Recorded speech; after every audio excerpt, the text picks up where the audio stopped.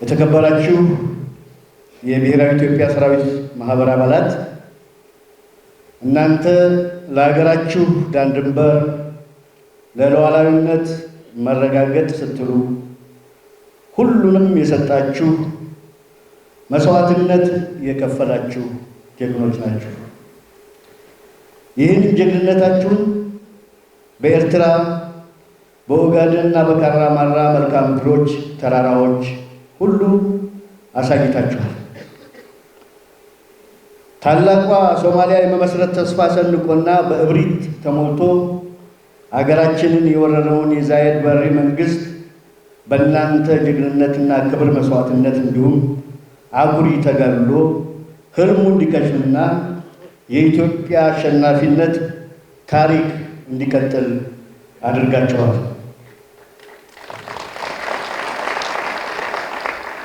በ1990 ዓ.ም በኤርትራ የተከፈተብንን የወረራ ጦርነትም በወያኔ የተፈጠረባችሁን በደልና ግፍ ወደ ጎን በመተው በጭንቅ ጊዜ ደርሳችሁ ዳግም አገራችሁን ታድጋችኋል፣ መስዋዕትነት ከፍላችኋል። ለዚህም ክብር ይገባችኋል። በህግ ማስከበር እና የህልውና ዘመቻ ላይ በሁሉም ዘርፍ በመሳተፍ አገራችሁን ኢትዮጵያ ከጥፋትና ከብተና ለመታደግ የራሳችሁን አስተዋጽኦ አበርክታችኋል። በልባችሁ ውስጥ የሚነደውን ጥልቅ የእናት ሀገር ፍቅር ስሜት እኛ የአሁኑ የሰራዊት አባላት ልጆች በእጅጉ እናደንቃለን። ቢገፉት የማይገፋ ቢፍቁት የማይፋቅ በበደልና በግፍ የማይበረዝ ለሀገራችን ያላችሁን ቀናኢ አመለካከት በእጅጉ እናከብራለን። የሀገራችን ሁሉም ዜጎች ከእናንተ ብዙ ይማራሉ ብለን እናምናለን። ስለዚህም ክብር ይገባቸዋል። የኢፌዴሪ መከላከያ ሰራዊትም ለእናንተ በድጋሚ ትልቅ ዋጋና ክብር ይሰጣል። የተከበራችሁ የማህበር አባላት፣ ውድ የዚህ ፓናል ውይይት ተሳታፊዎች፣ የፓናል ውይይቱ መነሻ ሀሳብ መሰረት በማድረግ ኢትዮጵያና ቀይ ባህር የታሪክና የተፈጥሮ ትስስር ማህደር የማይነጣጠሉ የአንድ ሳንቲም ሁለት ገጽታዎች ናቸው። በመሆኑም ይህ እውነታ ሲታይ ከጥንታዊ የአክሱም ስልጣኔ ጀምሮ አዶሊስና ዜላ የኢትዮጵያ የንግድ የባህር በር ሆነው ሲያገለግሉ እንደነበር ዓለም ሙሉ የሚያውቀው የታሪክ ሀቅ ነው። ይህ ታሪክ ኢትዮጵያ ሀገራችን ከቀይ ባህር ጋር ያላትን ጥልቅ ተፈጥሯዊ ትስስርን ያሳያል። የቀይ ባህር ወደቦች ለኢትዮጵያ የውጭ ወረራን የመከላከል ጋሻና የስልጣኔ መሸጋገሪያና የኢኮኖሚ ድልድል ሆነው ቆይተዋል። ታሪክ ሀቅ ኢትዮጵያ በቀይ ባህር ላይ ያላትን ጥያቄ በቅርብ ጊዜ የፖለቲካ ፍላጎት ሳይሆን ከሉዓላዊነትና ከብሔራዊ ሕልውናዋ ጋር የተጋመደ ታሪካዊና ተፈጥሯዊ ሀብት መሆኑን በወዳጆቻችንም ሆነ በጠላቶቻችን ግልጽ ሊሆን ይገባል።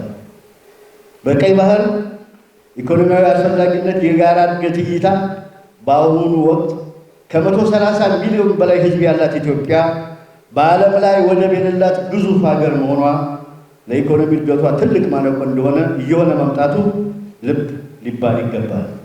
ስለሆነም የባህር በር ወደብ ለኢትዮጵያ የቅርብና ተፈጥሯዊ የንግድ መውጫ መሆኑ ብቻ ሳይሆን የቀጠናውን የንግድ ፍሰት በማቀላጠፍ እና በጂኦ ፖለቲካዊ ረገድ ያለው ፋይዳ ከፍተኛ ነው። ኢትዮጵያ በቀይ ባህር ላይ ያላት የባለቤትነት ወይም የመጠቀም መብት መከበር የውጭና የገቢ ንግድ ወጪን መቀነስ ለሀገራዊ እድገት ብቻ ሳይሆን ለአካባቢያችን ሀገራትም ጭምር የገበያ ትስስር በመፍጠር የጋራ ብልጽግናን ወይም ደግሞ ሰጥቶ መቀበል መርህን የሚያረጋግጥ ኢኮኖሚያዊ ሞተር መሆኑን የሚታመን ነው። የቀይ ባህር ከጂኦፖለቲካዊ ሚዛንና ስትራቴጂካዊና ቀጠናዊ ፋይዳ በዓለም አቀፍ የንግድ መስመር እንቅስቃሴ ውስጥ ቁልፍ ስፍራ በመሆኑ ኢትዮጵያ በዚህ ስትራቴጂካዊ ቀጠና ውስጥ ያላት ተሳትፎ የሚኖራት ተደራሽነት ለቀጠናው ሰላምና መረጋጋት ወሳኝ ሚና ስለሚኖራት የቀይ ባህር ጉዳይ የኢትዮጵያ ብሔራዊ ጥቅም ከማስጠበቅ ባለፈ በከባቢው የሚታዩ የጸጥታ ስጋቶችን በጋራ ለመከላከል የሚያስችል ስትራቴጂካዊ አቅምና ጠቀሜታም የሚፈጥር መሆኑን በአጽንኦት ሊታይ ይገባል። ውድ የብሔራዊ ኢትዮጵያ ሰራዊት ማህበር አባላት፣ የዚህ ፓናል ውይይት ተሳታፊዎች፣ ክቡራትና ክቡራን፣ የኢትዮጵያ የባህር በር ጥያቄ የዲፕሎማሲና የቀጠናዊ ትስስር ማዕቀፍን የሚያሻግር እንጂ ከጎረቤት ሀገራት ጋር ግጭት የሚቀሰቅስ አይደለም።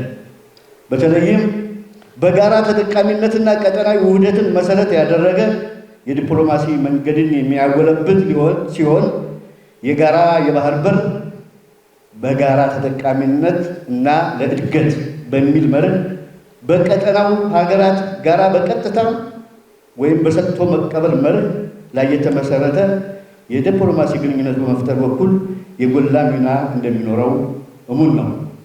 ይህ የባህር በር የጋራ ተጠቃሚነት የትብብር የንግድ ቀጠናዎችን በማስፋትና የመሰረተ ልማት ትስስርን በማጠናከር የምስራቅ አፍሪካን የአንድነት ወደ ላቀ ደረጃ የሚያሸጋግር ዲፕሎማሲያዊ ድልድይ ሆኖም ሊያገለግል የሚችል ነው።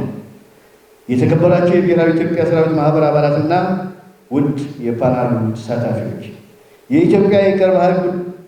ኢትዮጵያና የቀይ ባህር ጉዳይ የህልውና ጥያቄያችን በመሆኑ መገንዘብ በመላው ሀገራችን የሚገኙ የማህበሩ አባላት በንቃት በመሳተፍ ሁኔታውን በትኩረት መከታተል ላይ መሆናችሁ ተገቢና ወቅታዊ የኢትዮጵያ ብሔራዊ ፍላጎት አጀንዳ ላይ ለመመካከር በዚህ ደረጃ መድረክ በማዘጋጀቱ የኢፌዴሪ የሀገር መከላከያ ሚኒስቴር ከፍተኛ አድናቆት እንዳለው ላረጋግጥላችሁ እወዳለሁ።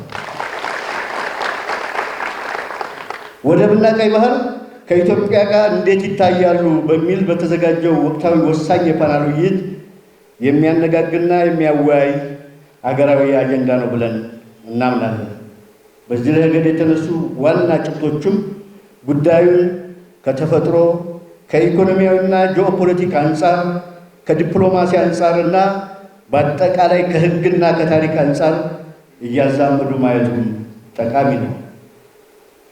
ከዚህ ውይይት መጨረሻም ለብሔራዊ መግባባትና ዝግጁነት የሚጠቅም የፖሊሲና ስትራቴጂክ ግብዓት ምክረ ሀሳቦች ይመነጩበታል ተብሎ ይጠበቃል። በሂደቱም ተሳታፊዎች የነቃ ተሳትፎ እንዲታደርጉ መልእክቴን እያስተላለፍ መልካም የውይይት ጊዜ እንዲሆን ከልብ እመኛለሁ። ኢትዮጵያ ያጣችው የባህር በር በአሁኑ ትውልድ ይመለሳል። ኢትዮጵያ በጀግኖች ልጆቿ ታፍራና ተከብራ ለዘላለም ትኑር። አመሰግናለሁ።